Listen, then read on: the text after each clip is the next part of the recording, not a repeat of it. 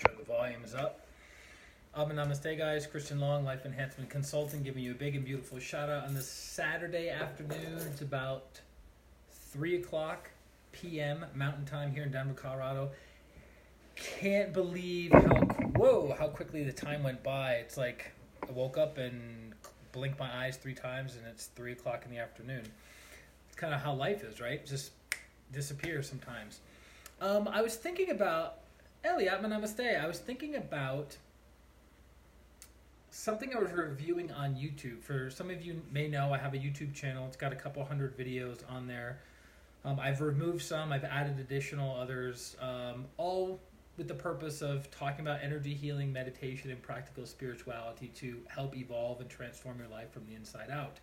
And I come across a lot of other YouTube channels, and I get ideas from people, what to do, what not to do, what do I like about their presentation style, what I don't like about their presentation style. So I'm always looking for, inspiration, if you will, to breathe life into me and into my practice and into the presentations that I give you guys on Facebook, on YouTube, anywhere else. And it was very interesting because there's this one guy, I never really watched more than, I think, 5 of his videos over the course of him having his YouTube channel for the past couple of years. And what basically made him famous was he had an addiction. I think at that time it was an alcohol addiction. He got into CrossFit, and he improved his entire life through CrossFit, right? He improved his entire life by taking care of his physical body, right? But then over the past, I would say, 6 to 12 months of intermittently seeing his YouTube channel come up in the YouTube feed, I would notice that all of his videos seem to be around depression, addiction, stress, fear. All of his presentations were very, very low vibrationally, and I couldn't figure out what it was. I mean, he's got a decent following of subscribers on YouTube, maybe 160, 170,000 people over the past several years of him doing his presentations, because he's an inspiration, right, to people who are like, hey, I'm suffering from this. You're inspiring me to be a better person. I'm going to follow your example. I'm going to follow your lead. And he just did a post 2 days ago that was, again, lower vibrational, talking about how he had recently relapsed. And he had been relapsing in and out of his alcohol addiction over the past 6 to 12 months, right around the same time that I was making this observation of like, wow, a lot of his videos seem to be really heavy and really depressing. And then as I was looking at the comment section, because to me, the comment section on YouTube is gold. It's absolute gold, because my teacher, Grandmaster Choa Kukisui, the modern founder of pranic healing and Arhatic yoga, said that you can tell the consciousness of the people by the books that are on the bestseller list, right? We have an Amazon bestseller list. We have a Barnes & Noble's bestseller list. We have the Wall Street Journal bestsellers list. So the books that are on the bestseller list will give you an idea of where the consciousness of the majority of the people, or at least the people who read, where is their energy, or where are they being guided, or where are they being directed to. So likewise, in the comments section on YouTube, you can find, you can find where the mindset is of people, and it's quite fascinating. I consider the comments on YouTube, on almost any YouTube channel, to be pure comedy gold. And I watch all kinds of, I watch all kinds of videos. Outside of how to be a professional country musician, pretty much I covered the bases. Paula, namaste. So, as I went to this guy's YouTube channel and started reading down the comment section, hundreds of comments, right? I noticed a theme, probably 50+% of the comments were talking about what he was talking about, right? He's suffering with addiction. He's suffering from addiction. The relationship with his wife is being strained. She might even be leaving him because of the addiction. Pala, namaste, right? So all this drama and chaos is going on in his life because he's under the grips of his alcohol addiction. And he says in the video that if I have one more drink, I'm putting myself into rehab. He talked with his sponsor over the past couple weeks, and one more drink, he's going into rehab, right? And he thinks that one more drink is going to be the thing to push his wife over the edge and end up leaving him. But as I'm reading through the comments, 50% of the comments are about people who are suffering from alcohol addiction. So, what is my point? What am I getting at with this? Is that people will resonate, which is funny because I know some people who say resignate, will resonate with the message of not only the message of the person, but the energy of that person, right? So I thought to myself, I go, well, I've been a meditation teacher for over 15 years. I've been a professional healer for 15 years. And I've come across all kinds of people, right? All kinds of social economic. I've worked with millionaires. I've worked with people who don't even have a home. Those are more out of service, right? To help that person move their lives forward. Desiree, namaste. Long time. We never got to meet up in Miami, unfortunately. Hope you're doing well. And so I thought about that. And I go, what is a common theme? Amanda, namaste. What is a common theme of the people that I tend to attract in my life? Friends, clients, interactions. And I was like, I tend to attract people who are very mental, that love to read, that love to study, that love to research, that love to see different viewpoints about life. And also people who have, Sarah, namaste, also people who have very high sex drives, or are very interested in sex, or very sexualized in general. I've noticed that because I am that, not on the higher levels, right? There's an aspect of me that's very sexual, very mental, very analytical, very discerning, whatever, right? But I was thinking about that you have this guy who's doing a video, Jessica, namaste, you have a guy who's doing a video about, in essence, succumbing to his alcohol addiction, and then not all, but half the comments in the comments section are people who are suffering from the same thing. And then here we have this channel, quote unquote, on Facebook, talking about energy healing, meditation, and practical spirituality, right? But there's that filter of being sexualized, the energy is being sexualized, and also the energy is being overly mentalized, right? So when people log onto these streams, they walk away feeling brighter, feeling inspired to a degree, right? Making them think a little bit, like challenging their viewpoints on things, but they don't walk away with like the heart being super open and super activated, right? And so that's something that I want to become more conscientious of and more aware of, because heart energy is magnetic. Heart energy pulls people in. Heart energy harmonizes. It transmutes lower energies to higher energies. It transforms. It heals. It nourishes. I mean, heart energy does a tremendous amount of things. Compassion does a tremendous amount of things for people, right? Sex energy is actually quite fascinating because sex energy is very sticky, right? So when somebody is charismatic, Jolene, I'm gonna say, when somebody is charismatic, you're feeling denser energy, right? You're feeling sex energy pulling you to that other person. So very charismatic speakers have strong sex chakras and strong throat chakras, right? Great orators, people from the podium, musicians, performers, singers, strong sex, strong throat, because that energy there's a quality that draws you to them. It's not necessarily heart energy. It doesn't necessarily activate your heart, but it activates your sex and activates your throat, right? So it activates the feeling of charisma and excitement and like, ee, right? People that are charismatic have strong sex chakras.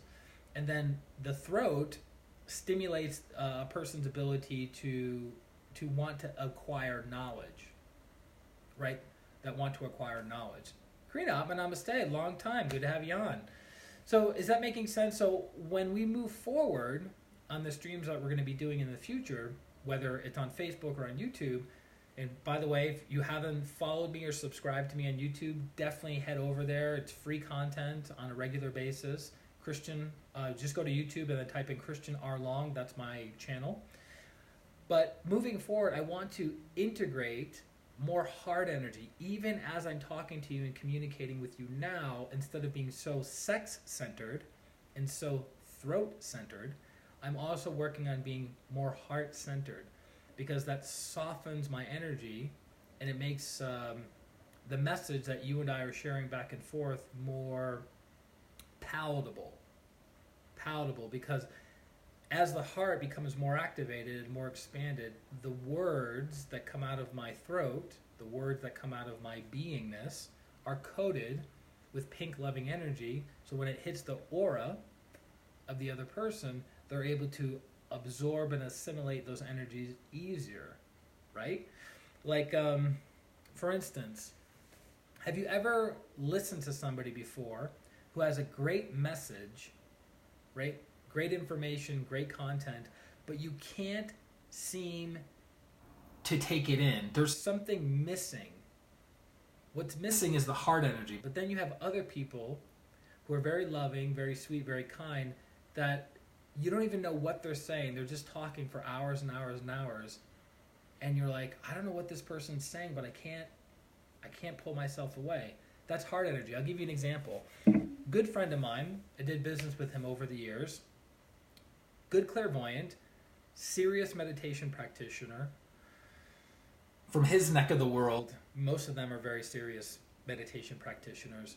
And I remember when he was telling me the story when he first got introduced to pranic healing, which is the healing modality that I've been practicing for 15 years by our teacher, Grandmaster Choku Kusui. He got introduced to it, super analytical. Like, the guy works in computers and like one of the most mental people I've ever met. I thought I was mental until meeting him. Not even close. He's way more mental than I am. So he was telling me about a time that he got introduced to pranic healing, and the person who was up there speaking was this older Colombian woman who has a giant heart. Like, she's an embodiment of a heart chakra. Very intelligent, but radiates love, radiates sweetness, radiates this beautiful, loving energy, right? So he's sitting there. She's giving a 2-hour talk about pranic healing. This is what pranic healing is. This is how pranic healing can benefit you. This is how you can use pranic healing to benefit other people, right? So he's doing his best to analyze it, to pay attention to it, to understand it, to practice discernment while he's sitting. And by the end of the presentation, had no idea what she was talking about, because she speaks in an accent, right? He had a hard time understanding the accent, but he just walked up and he's like, yeah, I'd like to sign up for the next class. And that was a turning point of his entire life. Taking pranic healing, taking other classes in pranic healing, taking Arhatic yoga, and implementing those tools, those techniques into his life to improve his life, his career life, and the life of his family members. But why did he do it? Was it because of sex and throat energy? No. Was it because of heart energy? Absolutely. Absolutely. And I mean, I built one of the most successful meditation and healing communities in the state of Colorado. I'm not bragging about it because it had its definite fair share of challenges. But I was able to do that primarily through sex energy, because sex energy hooks people in, pulls them in, and they're like, wow, I feel really like stimulated being in this group. I'm learning a lot, I'm understanding a lot, I'm having a lot of experiences, right? Now, that could be enough to keep people around, but if you're looking to keep people around for the long term, you can't just have sex energy. You have to have heart energy. And that doesn't just apply to a meditation and healing group, it applies to anything, right? It applies to a family. It applies to a business. It applies to a nonprofit organization. You have to have heart energy to keep people there. Stephen, namaste. Does that make sense? So I just wanted to jump on real quick, share that with you guys. It was really interesting for me to look at this guy energetically, to look at all the people that were commenting in his comment section on his YouTube channel, because he has a much bigger, like 100-time bigger YouTube community than I do. And I thought about it. I go, well, is it that he is attracting a lot of people with addiction? is he attracting people who are in the process of recovering from their addictions, right? Or is it something else that I'm not seeing? I did a post. I've done it twice over the past, I think, 4 or 5 years, where I make a joke of like certain industries or genres and how many people view them on YouTube or view them on Instagram or view them on Facebook, and it's like Instagram model, 10 million views. Cats playing with a ball of yarn, 100 million views. Somebody talking about priceless spiritual teachings, 10 views. Right? Because it's not stimulating enough, and the energy isn't dense enough. Right? When we talk about money, bam, strong energy. We talk about sex, strong energy. We talk about emotional chaos and drama like a Spanish novella or Spanish soap opera. Energy we can feel, sensations that we can feel. But you talk about love, sweetness, tenderness, joy, bliss. You talk about those things, and the vibration starts to change. It starts to become more subtle, more refined, and you start losing people. Is this making sense? Let me know if this is making sense. Throw out a comment. Throw out a question. Let's interact with each other. You're already on the stream. Hopefully you're getting value from it. Because that's the purpose of the streams, right? Throw out some mojo for Jojo.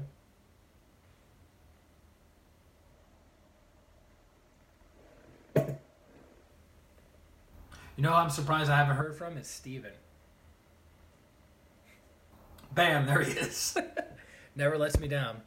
So Steven says, the more we're raising our vibes, the more we're calling our tribes of higher vibes. And we can rock our vibe and call our tribes in whatever ways working best and contributing towards greatest good and greatest combined happiness. And we help others get what makes us happy too, thus seeking energetic win-wins. I love it. There you go. Stephen always throwing out the higher truths, which is interesting, right? Because the entire planet, Mother Earth, and all sentient beings connected to Mother Earth are growing and evolving together, right? So the expression, a rising tide raises all ships. So if a tide is rising, it raises the little baby minnow ships as well as the aircraft carriers, right? Everyone's rising together.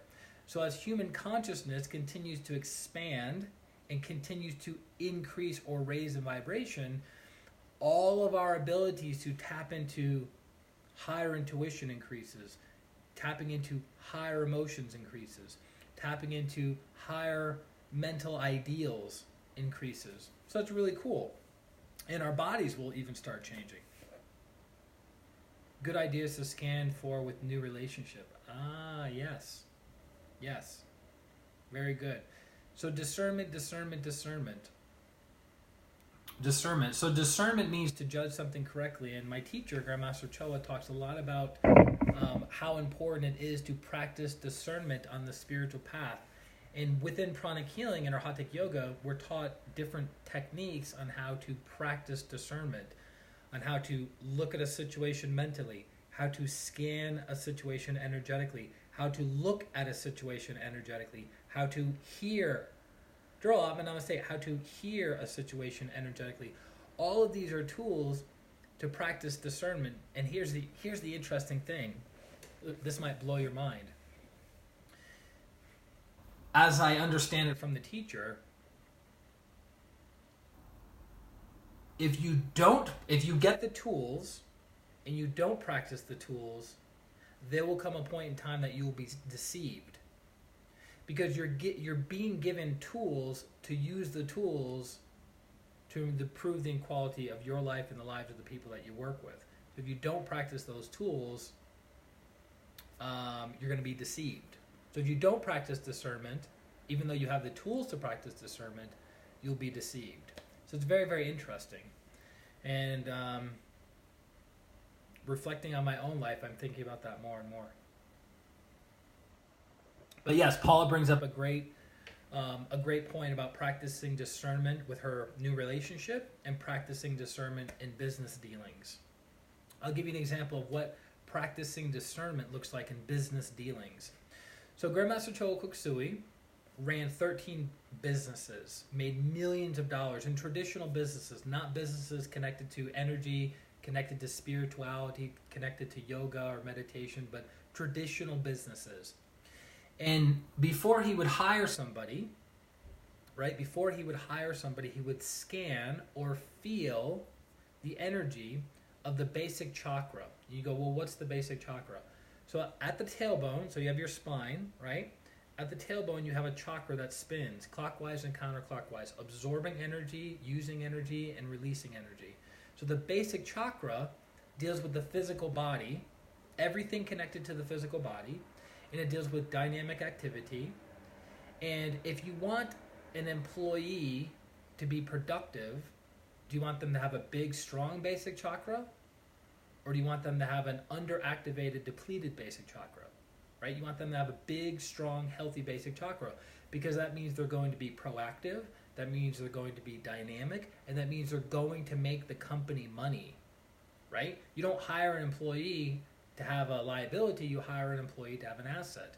And so Master Chola says a good employee will make the company 10 to 15 times their cost per year. So meaning if your salary as an employee is $100,000 a year, you need to generate $1 million to $1.5 million in revenue for your employer.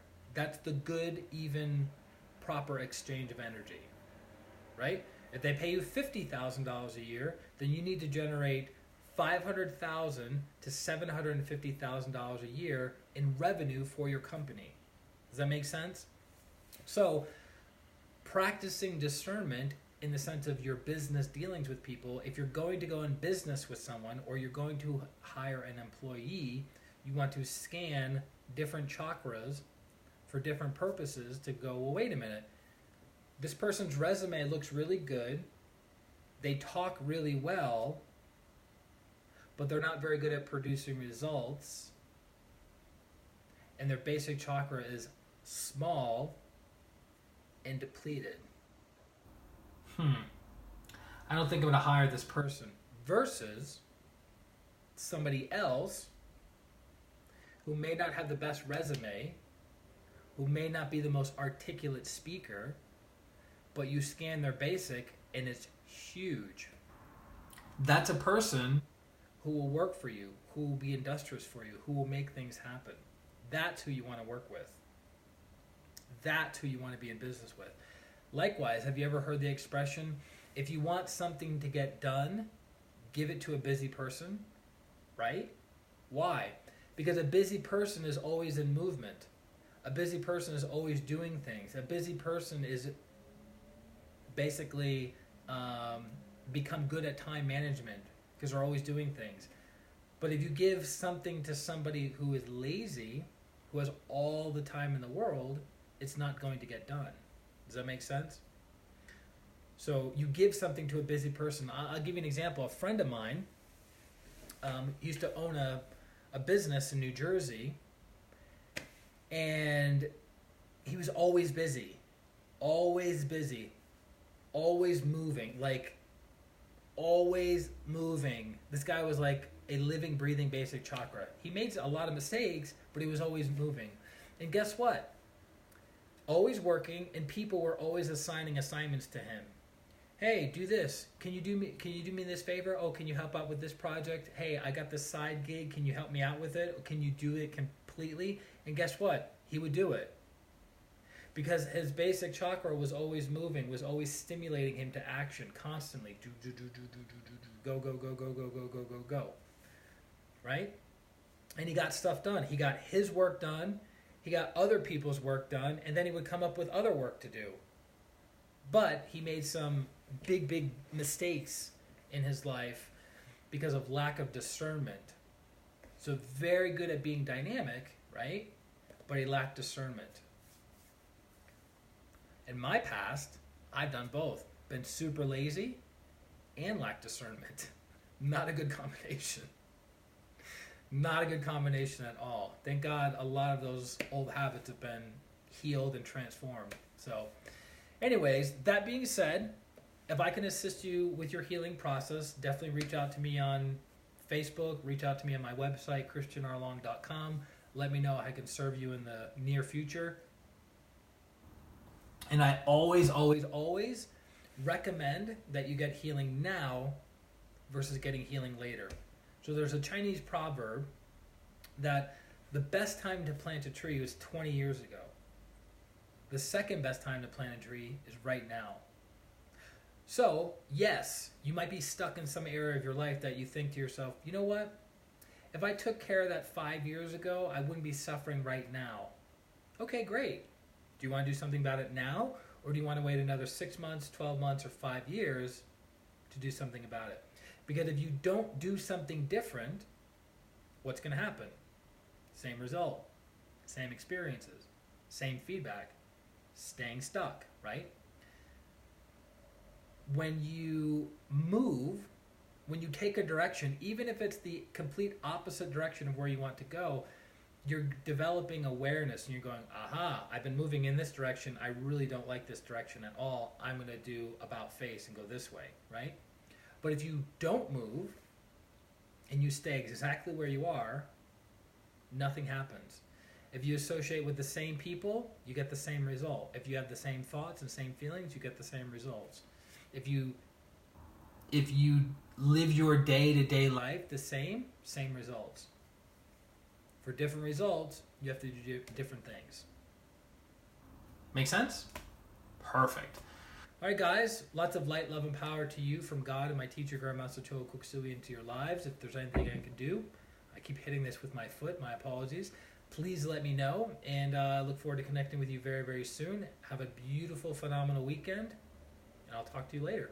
This is Christian Long, Life Enhancement Consultant. Atma. Namaste. Bye-bye.